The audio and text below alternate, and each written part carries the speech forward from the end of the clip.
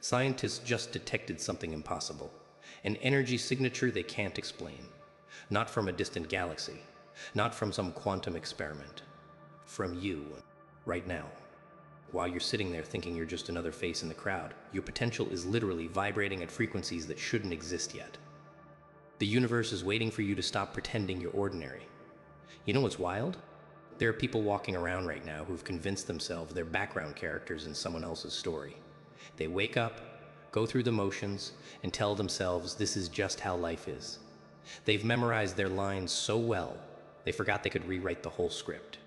But here's the thing, nobody talks about. That restlessness you feel, that itch under your skin when you're doing something that doesn't light you up, that's not dissatisfaction. That's not you being ungrateful or broken or difficult. That's your internal compass screaming that you're off course. That's your system rejecting a life that was never designed for you in the first place. Think about it. When your body encounters a virus, it doesn't politely accept it. It wages war. Fever, inflammation, the whole arsenal. Your spirit does the same thing when you're living someone else's blueprint. The anxiety, the restlessness, the midnight thoughts, that's not weakness. That's your authentic self trying to burn away everything that doesn't belong. Most people medicate that feeling. Distraction, numbing, keeping busy enough to ignore the signal. They treat their inner alarm system like it's the problem, when it's actually the solution trying to break through. You ever notice how a caterpillar doesn't gently transition into a butterfly? It doesn't just grow wings and fly away.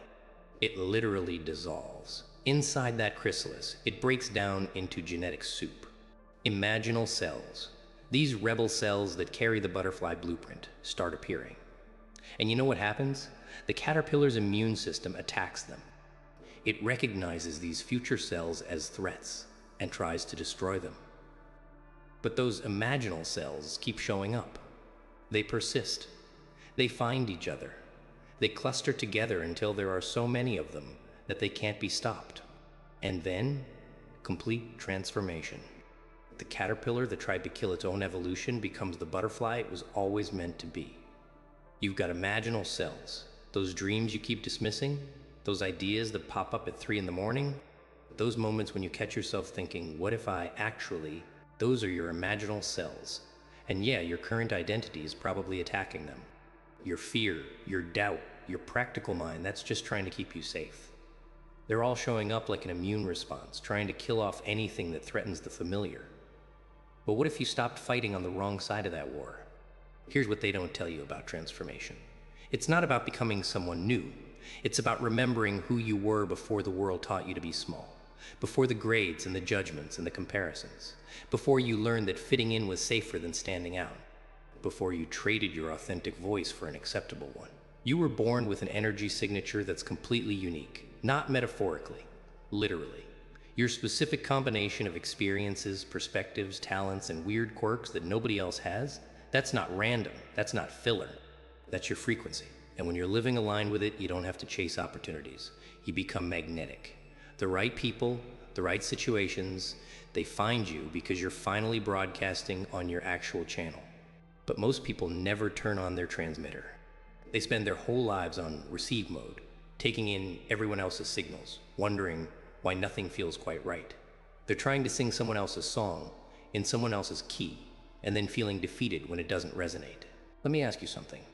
When was the last time you did something purely because it made you feel alive? Not because it looked good, not because it made sense on paper, not because someone said you should. When was the last time you followed that pull in your chest that whispers, this, do this, even when logic can't explain why? That whisper, that's not random noise. That's signal. Pure, unfiltered signal from the part of you that knows exactly what you're capable of. The part that hasn't been socialized or edited or made palatable. The part that still remembers you're not here to be a copy of anyone else. And I know what you're thinking, but I have responsibilities. I have bills. I can't just blow up my life chasing some feeling. Nobody said you had to. This isn't about recklessness. This is about honesty. This is about stopping the performance of being okay with things that are quietly killing your spirit. Because here's the truth that nobody wants to say out loud. You can be grateful for where you are and know you're meant for something different. Those two things aren't contradictory. You can appreciate the path that got you here while acknowledging it's not the path you're supposed to stay on. Growth isn't betrayal. Evolution isn't ungrateful. Outgrowing something doesn't mean it was wrong. It means it was a chapter, not the whole book. There's this moment that comes for everyone. It's different for each person, but the feeling is universal. It's when you realize that the life you're living is safe, but it's not yours. It's functional, but it's not fulfilling. It's acceptable, but it's not authentic. And you have a choice. You can nod at that realization and go back to sleep. Or you can let it crack you open. The crack is where the light gets in. But it's also where everything gets uncomfortable. Because once you see it, you can't unsee it. Once you admit that you've been playing it safe, once you acknowledge that you've been dimming your intensity to make other people comfortable, once you confess that you've been waiting for permission that's never coming, you can't go back to pretending. That's the threshold. That's where most people turn around. Because the known cage feels safer than the unknown sky. Because staying small feels less risky than claiming space. Because disappointing yourself feels more manageable than potentially disappointing others. But what if the biggest risk isn't failing at the thing you actually want? What if the biggest risk is succeeding at living a life that was never meant for you? What if you become really, really good at being someone you're not? Then what? Then you win a game you never wanted to play, and you realize you spent your one wild, unrepeatable life becoming a masterpiece of someone else's vision. Here's something they don't teach you. Every single person who's ever done something remarkable was once exactly where you are right now, sitting with that knowing, that uncomfortable, persistent knowing that they're capable of more. The only difference between them and everyone else isn't talent. It's not luck. It's not connections. It's the moment they decided that living with the fear of the unknown was less painful than living with the regret of never trying. Think about water. Soft, yielding, seems powerless. But water doesn't become the ocean by being aggressive. It becomes the ocean by being persistent. It doesn't fight the rock. It flows around it, over it, through it. And given enough time, enough patience, enough unwavering commitment to its nature, water carves canyons through solid stone. Water reshapes entire landscapes, not through force, through consistency, through refusing to be anything other than what it is. You've been trying to be the rock, solid, unmovable, strong in ways that look impressive, but don't actually flow with your nature. What if you stopped trying to be impressive and started being inevitable? What if you stopped trying to prove you're tough and started proving you're persistent? What if you let your natural state, your actual energy, just keep moving in the direction it wants to go and trusted that the path will form? Because here's what happens when you finally align with your actual frequency. Suddenly, the things that used to drain you lose their power. The opinions that used to stop you become background noise. The approval you used to need becomes irrelevant because you found something better, your own respect. And once you have that, once you know what it feels like to be in integrity with yourself, you can't trade it away for comfort ever again. It becomes non-negotiable.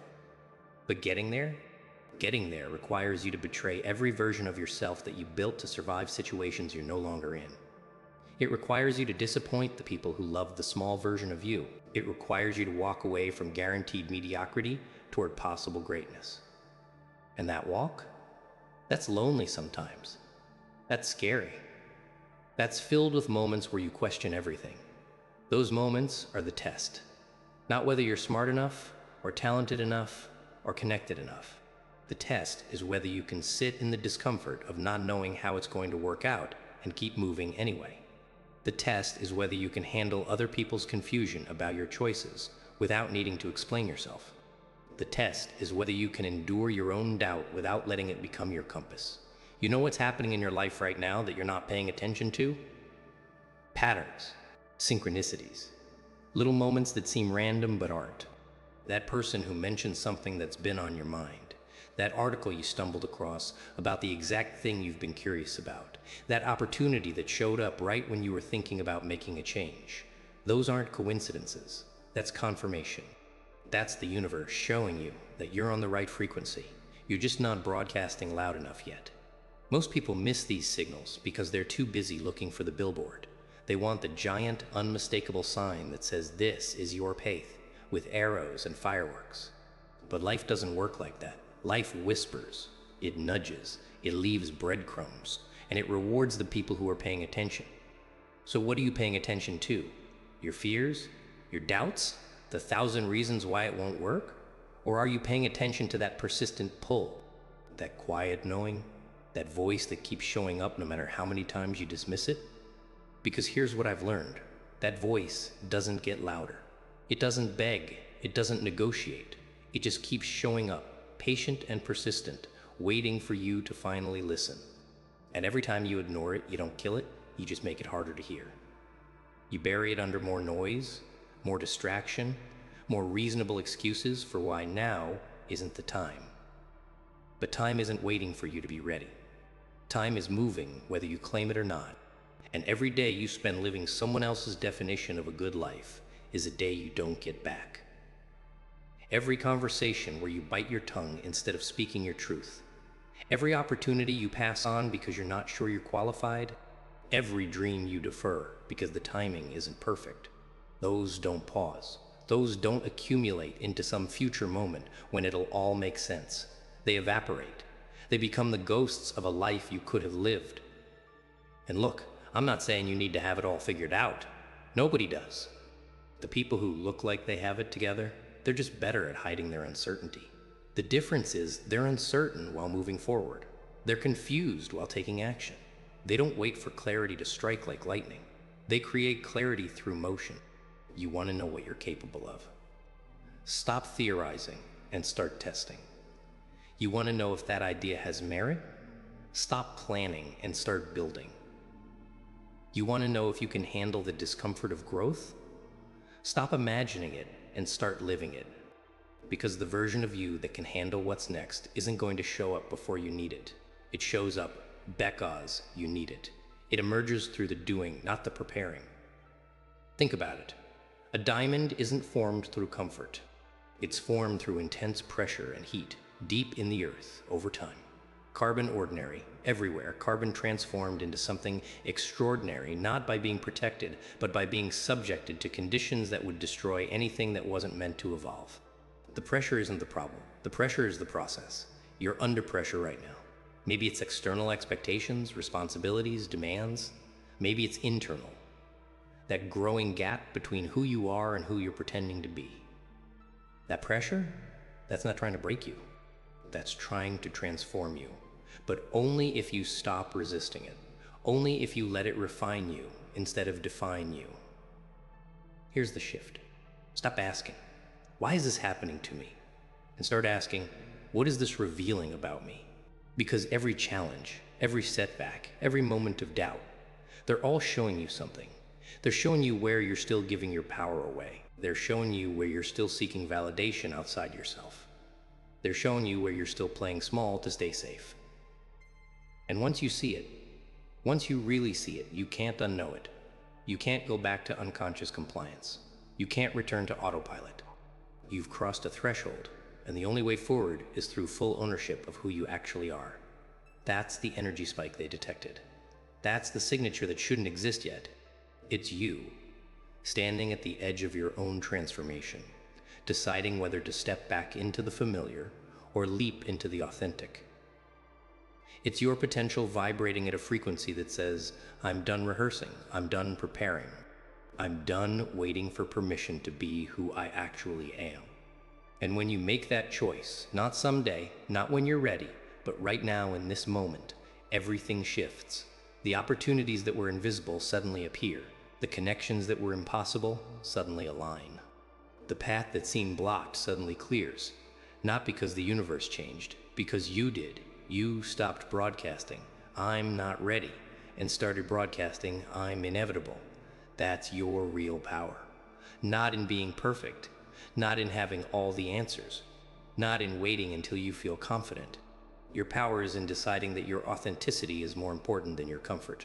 Your power is in choosing aligned imperfection over perfect pretending. Your power is in showing up as exactly who you are and trusting that the right people, the right opportunities, the right life will meet you there. So what now? What do you do with this information? With this awareness that you've been playing smaller than necessary? With this recognition that you've been waiting for a permission slip, that you're the only one who can write, you start. Messy, imperfect, uncertain, you start. You take the first step without knowing the whole staircase. You speak your truth without needing everyone to understand it. You make the move without guaranteeing the outcome. You choose yourself without waiting for consensus. Because here's the final truth. The life you're meant to live isn't going to chase you down. It's not going to force itself on you. It's going to sit there, patient and persistent, waiting for you to finally claim it. And every day you wait is another day you reinforce the identity that was never actually yours. Every day you delay is another day you practice being who you're not. But today, right now, this moment, this is your reset. This is your recalibration. This is where you stop measuring your worth by how well you fit into spaces that were never designed for your shape. This is where you stop apologizing for the intensity that makes shallow people uncomfortable. This is where you stop trading your magic for acceptance. The energy spike they detected, that's not coming. That's not potential. That already exists. That's already here. That's already you, vibrating at your actual frequency, waiting for you to stop dampening the signal, waiting for you to stop turning down the volume on your truth, waiting for you to finally let the world experience what you're actually capable of when you stop performing and start being. Let me tell you about the people who actually break through. The ones who stop waiting and start creating. They all have something in common. And it's not what you think. It's not confidence. It's not certainty. It's not some magical moment where everything clicks into place and the path becomes clear. It's permission, but not from anyone else, from themselves. They gave themselves permission to be a beginner again, permission to look foolish while learning, permission to fail spectacularly in pursuit of something that actually matters to them, permission to outgrow relationships that were built on the old version of themselves, permission to want more without justifying why they deserve it. Most people never give themselves that permission because they're waiting for the external world to validate the internal pull. They're waiting for someone to say, yes, you're ready now, or yes, that dream is reasonable, or yes, you're allowed to want something different. But that validation never comes, not because you're not worthy of it, because it's not anyone else's to give. You know what's interesting about energy? It can't be created or destroyed. It can only be transformed. The energy you're using right now to maintain the facade, to keep up appearances, to perform the version of yourself that fits into other people's expectations. That energy doesn't disappear when you stop. It transforms. It redirects. It becomes available for something else, something true. Imagine what you could create if you took all that energy you spend trying to be acceptable and poured it into being authentic instead. All that mental bandwidth you use, calculating what to say, how to act, what to reveal, what to hide. What if you freed that up? What if you let yourself be as complex and contradictory and evolving as you actually are? Here's what nobody tells you about authenticity. It's not comfortable, at least not at first, because you've spent years, maybe decades, building neural pathways that reinforce the performance. Your brain has literally wired itself to default to the safe version of you. Breaking that pattern feels wrong. It triggers every alarm system you have because your nervous system interprets change as danger, even when that change is liberation. So when you start showing up as yourself, really yourself, your body might panic, your mind might flood you with worst-case scenarios, your emotions might swing wildly between exhilaration and terror. That's not a sign you're doing it wrong. That's a sign you're doing it right.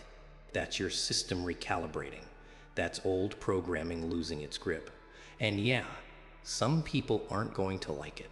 Some people are going to be confused. Some people are going to prefer the version of you that was easier to categorize, easier to predict, easier to control. Let them. Their comfort is not your responsibility. Their understanding is not a prerequisite for your evolution.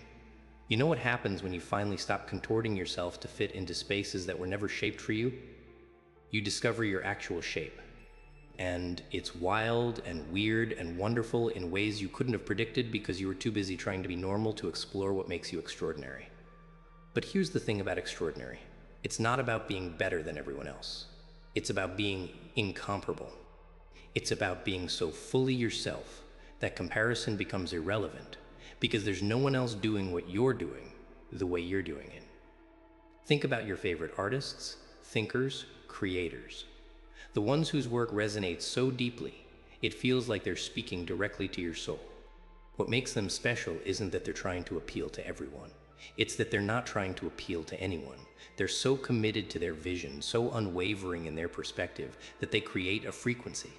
And people who resonate with that frequency find them. Not everyone, but the right ones. That's what you're building when you choose authenticity. You're not building a crowd. You're building resonance. You're calling in the people, the opportunities, the experiences that match your actual frequency. And yeah, that might mean a smaller circle. It might mean fewer likes, less validation, more quiet. But it also means depth. It means connection that actually nourishes you. It means a life that feels like yours instead of one that looks good in photos. I want to talk about the moment everything changed for the people who actually transformed their lives. It wasn't gradual. It wasn't this slow, comfortable evolution. It was a decision. A specific moment where they looked at the life they were living, looked at the life they wanted to be living, and said, enough. Not angry enough, not dramatic enough, just quiet, certain enough. Enough pretending this is fine, enough waiting for the right time. Enough prioritizing everyone else's peace over their own truth. Enough.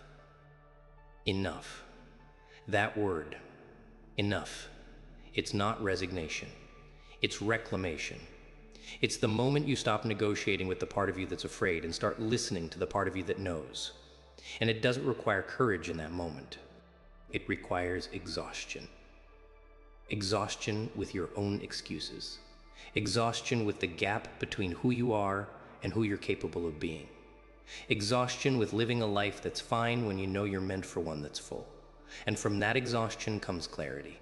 Crystal clear, undeniable clarity about what needs to change. Not everything, not all at once, but the next thing, the one thing you've been avoiding because it's uncomfortable or uncertain or potentially costly, that thing. The thing that makes your stomach drop when you think about actually doing it. That's your next move. You already know what it is. You've known for a while. You've been waiting for it to become easier, less risky, more guaranteed. It'll just become more urgent as the gap between who you are and who you're pretending to be gets wider, as the cost of staying the same starts exceeding the cost of changing. Here's what I want you to understand. The discomfort of growth is temporary. The discomfort of staying stuck is permanent. One is acute. It hurts intensely, but it passes.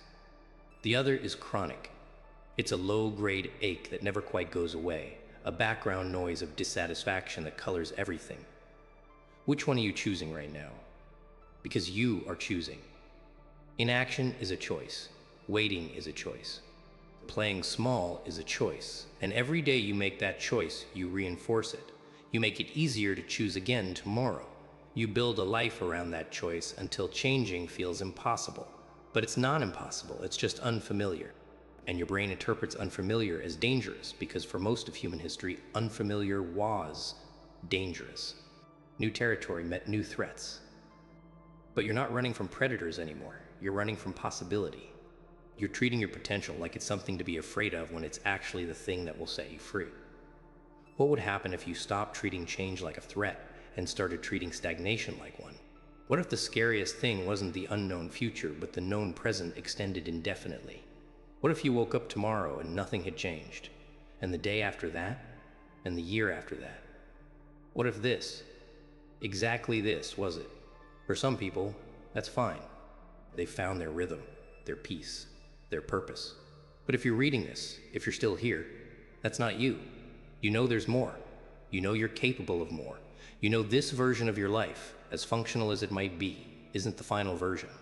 It's not even close. So what are you protecting by staying here? What's so valuable about this current configuration that you're willing to sacrifice your evolution to maintain it? Your comfort? Your image? Your certainty? The version of you that everyone knows and expects. Here's what you're actually protecting your ego. Not in the arrogant sense, in the identity sense. The version of yourself you've built over years, the story you've been telling about who you are and what you're capable of, that's what resists change. Because change requires admitting that story was incomplete, that you've been operating on old information, that you've outgrown the narrative. And that's terrifying, Because if the story you've been telling yourself isn't true, what is? If you're not who you thought you were, who are you? If your limitations were self-imposed, what are you actually capable of? Those questions, that's the threshold. That's the portal. On one side is the familiar fiction. On the other side is the uncomfortable truth. And you can't have both. You can't simultaneously cling to the old story and step into the new one. You have to let go. You have to release your grip on the identity that got you here to make space for the identity that will take you there. And that process, that's what transformation actually is. Not adding something. Not becoming someone new. Shedding. Releasing. Letting die what was never truly alive, what was never truly you. The borrowed beliefs. The inherited limitations. The adopted fears. All of it. None of it is structural. It's all costume. And you can take it off any time you decide the performance isn't worth it anymore, but you have to decide. Nobody can decide for you. Nobody can force you to want more for yourself than you want for yourself. Nobody can make you claim your potential if you're committed to playing small. This is on you. Completely, totally, absolutely on you. And I know that feels heavy. I know the weight of that responsibility can feel crushing. But it's also the most empowering truth you'll ever encounter. Because if it's on you, that means you have the power. That means you're not waiting for permission, for opportunity, for the stars to align. You're the permission. You're the opportunity. You're the alignment. The moment you fully grasp that, the moment you internalize that your life is your responsibility and your possibility, everything changes. Not externally, not immediately, but internally, fundamentally. You stop being a passenger. You stop being reactive. You stop being at the mercy of circumstances and start being the creator of them. That's the energy spike. That's what they detected. It's the shift from victim to creator, from passenger to driver, from character to author. And once you make that shift, once you claim that power, there's no going back. You can't unknow your agency. You can't return to helplessness. You've crossed over. Your frequency isn't background noise. It's the soundtrack to a transformation that starts the moment you stop asking for permission to exist at full volume. Drop one word in the comments that describes the version of you that's been waiting to emerge. Just one word. Let's see what's ready to break through.